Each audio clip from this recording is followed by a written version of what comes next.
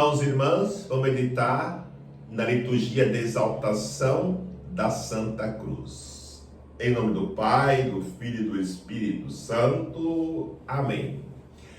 A Igreja omite o 24º domingo do tempo comum para celebrar, neste domingo, dia 14 de setembro, a festa da Santa Cruz, da exaltação da Santa Cruz. Se você ainda não é inscrito nesse canal, toque aí, se inscreva para receber notificações de novas publicações de homilias dominicais e solenidades. Os textos são apresentados para reflexão pela leitura do livro do Números, capítulo 21, versículo de 4 a 9. O salmo responsorial é o salmo 77. Como segunda leitura da carta de São Paulo aos Filipenses, capítulo 2, versículo de 6 a 11. O Evangelho é o Evangelho de São João, capítulo 3, versículo de 13 a 17. Para entendermos a importância dessa celebração da exaltação da Santa Cruz, precisamos olhar a história, da onde começa esta festa. Santa Helena, em peregrinação à Terra Santa, Santa Helena era mãe do imperador Constantino. Através de informações, encontrou aquilo que supostamente seria a cruz de Jesus. A cruz de Jesus foi crucificado. Trouxe esta cruz que depois foi roubada através de um ataque persa e se perdeu. Depois, um dos imperadores foi retomar numa guerra esta suposta cruz na qual Jesus foi crucificado. E para que ela não fosse mais roubada, ela foi partida em vários fragmentos e distribuída para muitas igrejas que conservaram por muito tempo. Existe fragmento na Notre Dame em Paris, lá na Basílica em Pisa, onde tem aquela torre inclinada, na São Pedro. Até no Brasil tem um fragmento na Basílica Nossa Senhora Aparecida, lá no alto da torre. Esta é a história que começou no começo do século IV, e a partir daí começou esta festa da exaltação da Santa Cruz. A liturgia da palavra nos apresenta esse instrumento que foi por muito tempo instrumento de condenação.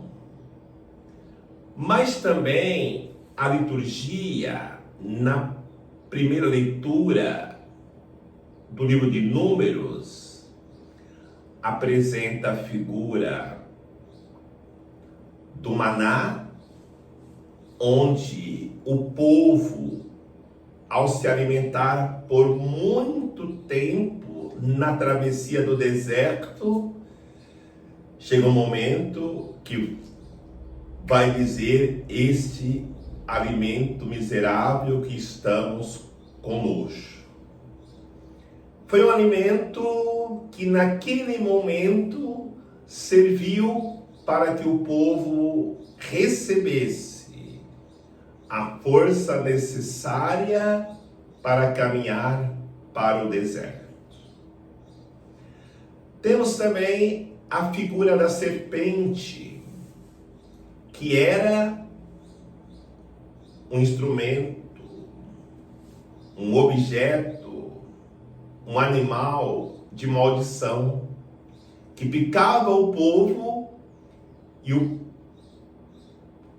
povo morria através dos dentes envenenados da serpente.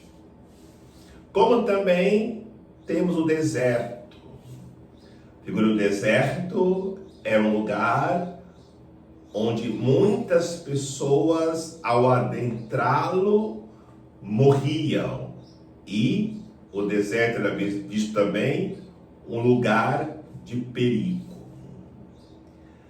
Dentro da nova realidade, olhamos para aquele pão que era o maná, que as pessoas comiam na travessia do deserto e enjoaram. Olhamos para o deserto, onde era um ambiente inóspito, onde muitas pessoas atravessavam e morriam. Mas também olhemos para a serpente que picava o povo. Dentro desta reflexão, o pão que era o maná se torna Eucaristia, que na nossa caminhada pelo deserto da vida nos conduzirá para a terra prometida, que é o céu. E aí vemos a importância, porque este pão que não mais enjoa o povo ao se alimentar, brota da entrega de Jesus na cruz por amor à humanidade. O deserto, que era esse lugar inóspito, hoje se torna, para quem quer viver a experiência de salvação dentro de uma realidade espiritual, precisamos nos retirarmos e no deserto da vida espiritual, no deserto onde Moisés encontra Deus no Monte Horebe, no deserto onde Elias se refugia, sendo perseguido pela rainha Jezabel, que queria matá-lo, no deserto onde Jesus é tentado e vence as tentações, nos mostra que esse deserto espiritual também nasce da entrega de Jesus na cruz. E esta realidade, quando a primeira leitura, esta serpente que mordia o povo e muitos morriam, e Deus pediu para Moisés levantar a serpente no deserto, e aqueles que olhassem para ela seria curado. Curado é a figura também daquele objeto de maldição, a cruz. Quando olhamos para Jesus crucificado no alto do Calvário, se torna também para nós libertação. Por isso o Evangelho: todos aqueles que olharem para Jesus levantado no madeiro da cruz serão curados, serão libertos. Nesta reflexão, percebemos que tudo aquilo, o maná, o deserto inóspito, a serpente nas novas realidades se tornam esta grande celebração da exaltação da cruz. Nós exaltamos a cruz porque daquele pão que na caminhada pelo deserto enjoava o povo, na Eucaristia, o corpo de Cristo, que nos alimenta através da entrega de Jesus na cruz, nos leva à exaltação desse instrumento que nos deu o alimento para a vida eterna. Nós exaltamos a cruz, porque o deserto que outrora inóspito se torna esse grande símbolo da vida espiritual quando nós adentramos ao deserto numa vida espiritual profunda. Nós nos encontramos com Deus, como outrora se encontrou Moisés, como outrora se encontrou Elias, como Jesus encontrou forças para vencer a tentação. Mas tantas pessoas foram condenadas a morrerem na cruz pelo fato de serem pessoas que levavam uma vida totalmente voltada para a desordem. Jesus Cristo assume na cruz a miséria de todas as pessoas que viviam afastadas de Deus, na desordem do pecado, e por isso, quando ele morre na cruz, a cruz ela passa a ser um instrumento não mais de condenação, mas de salvação. Aí temos que refletir sobre o nosso relacionamento com a cruz.